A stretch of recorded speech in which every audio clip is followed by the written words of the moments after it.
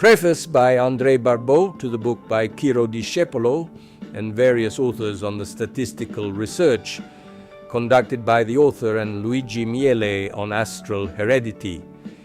Edizioni Ricerca, 90, Naples, March 1992. We recall that these researches gave very positive results, far exceeding the calculation of probabilities and demonstrating a certain law of astral heredity in the wake of the studies of Johannes Kepler and Michel and François Gauquelin. These statistical researches, for a total of over 75,000 births examined, were repeated several times by Discepolo and Miele. It is impossible to escape the bitter impression of astrology in the world today because of the immense confusion it presents. Never has so much been said and written in its name and about its name, and what will remain of this orgy of words and writings? What contrast is there between this avalanche of words and the almost immobility of its true knowledge? Of course, more and more people are trying to advance our knowledge on the most varied terrains, but we still lack the essential. We are still at the elementary need of primary truths and fixed points of support, because there is always a fracture between the power idea of astrology and the astrological fact. The depths of the collective unconscious, the central seat of our cosmicity, the idea force of astrology in the tremor of universal life, is already in its very way of imposing itself to the point of becoming trans-historical, trans-civilizational, running through its own history from civilization to civilization, like the thread of a necklace passing from pearl to pearl. Man, this small, insignificant being in the immensity of the cosmic order, is pervaded. Moreover, it is because he saw the logical phenomenon indistinctly that it was born and continues to be periodically reborn. The cohesive power of the spiritual breath that brings it to us derives simply from the fact that the human soul is essentially anthropo-cosmic. Its perpetuity, its universality have their roots in the heart of each one, where the wedding between man and heaven is celebrated.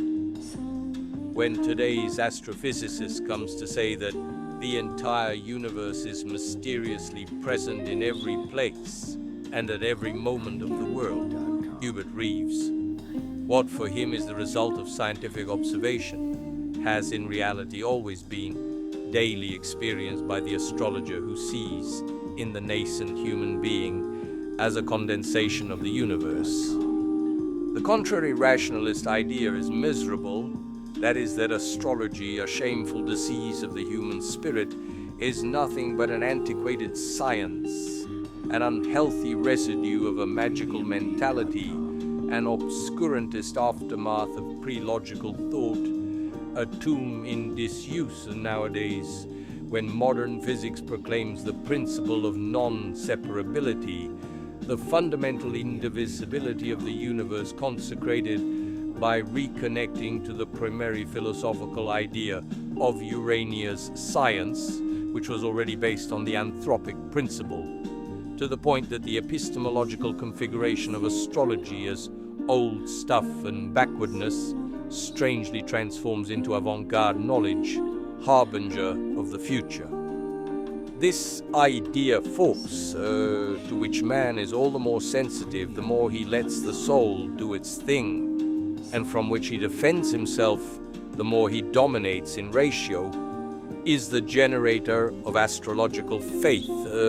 It feeds articles of popular astrology, such as the belief in the influence of the moon on time, on the edge of true and false, invading wise astrology with its prejudice.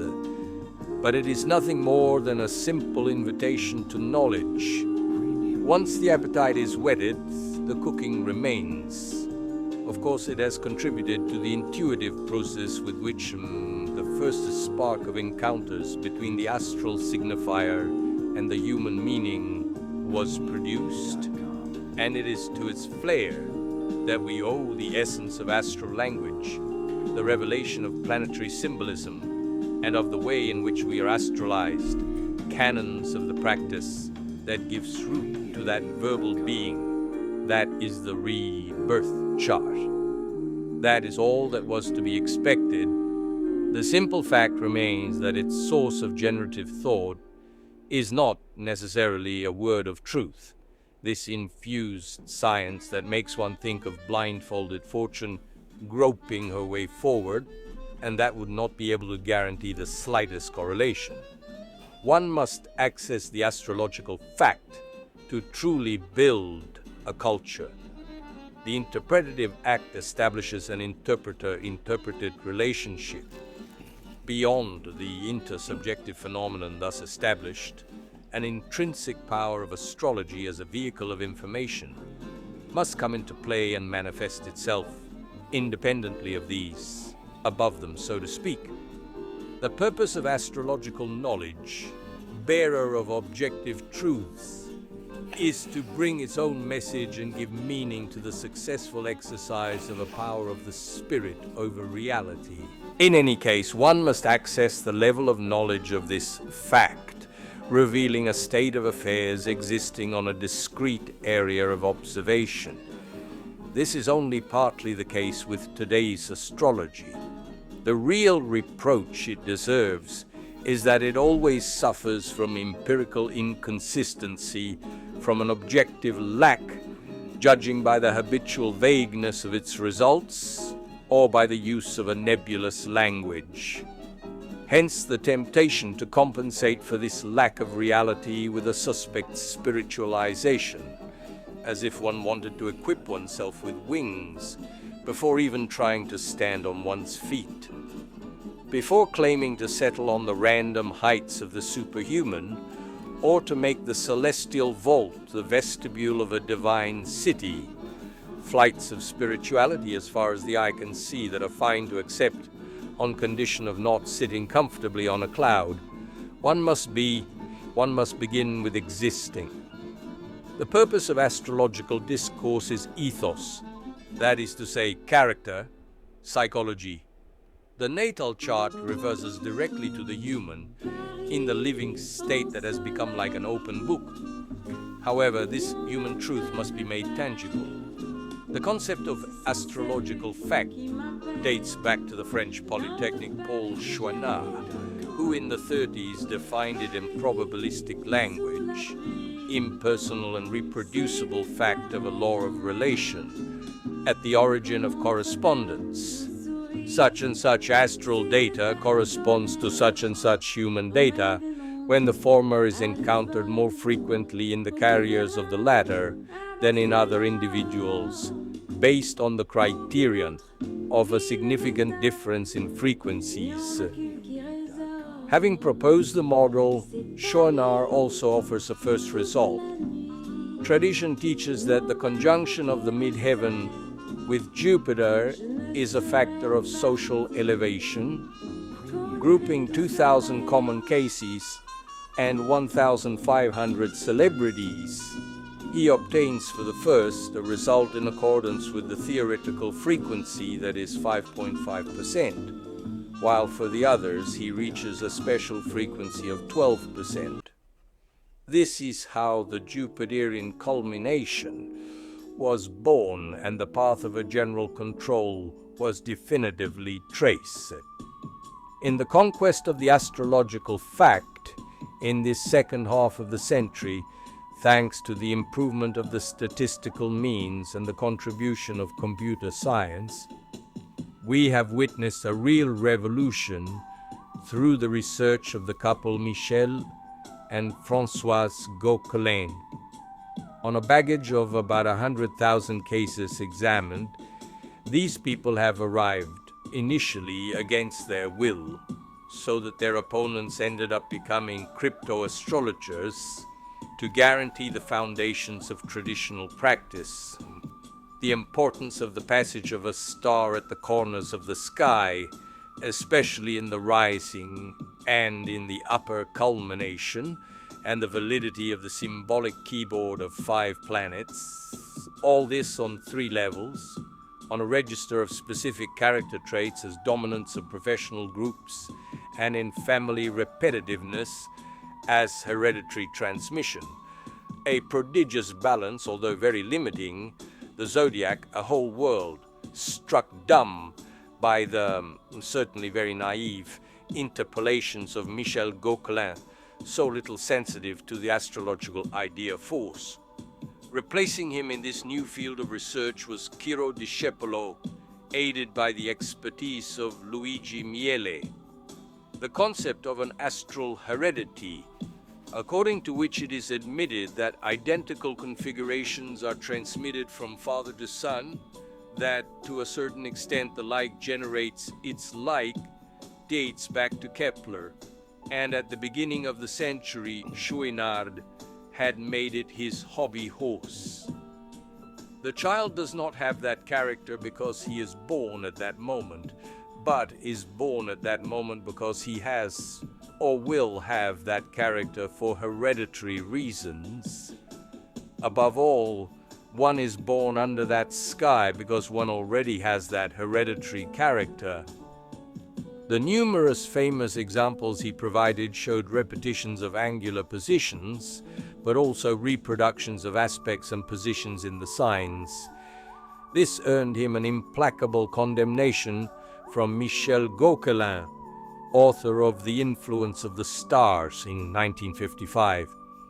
He declared that of his work, absolutely nothing remains, not the slightest result that has come to provide a semblance of proof for one or other of the affirmed influences. An imprudent criticism. Chouinard had already detected the astral heredity by angularity. Today, it is precisely Chouinard that Ciro refers to in rehabilitating, at least in part, the ecliptic correlation.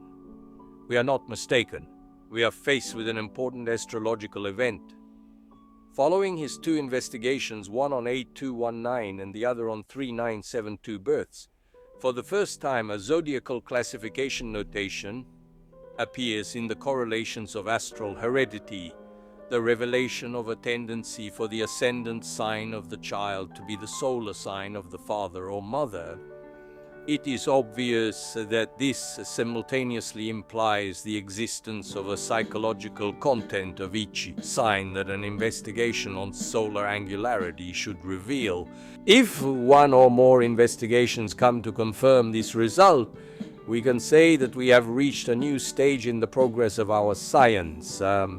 Here, we have the opportunity to recall our reality principle.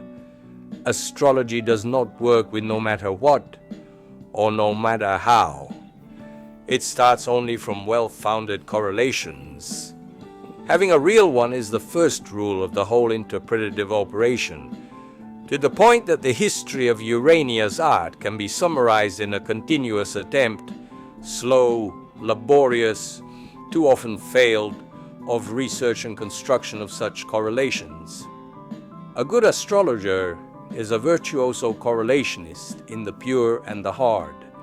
The statistical balance is, of course, the clearest and most striking sign of their existence. However, it is recommended to escape a spiritual narrowness by refusing to appreciate other manifestations of their presence if one experimentally observes the ordered repetition. On the example of the Sun-Jupiter conjunction in world astrology, which authorizes the positive, peaceful, constructive, or progressive forecast on the stage of world life, the more we establish certain correlations, the more astrological knowledge will be strengthened. Ciro adds a new link to the already heavy chain. He can well hope to see his name written in gold letters in the memorial of the Pantheon of Urania, since his name is linked to a correlation of astral heredity that is so suitable for a perfect Cancerian like him, the sign in which his ascendant and his sun are reunited. André Barbault,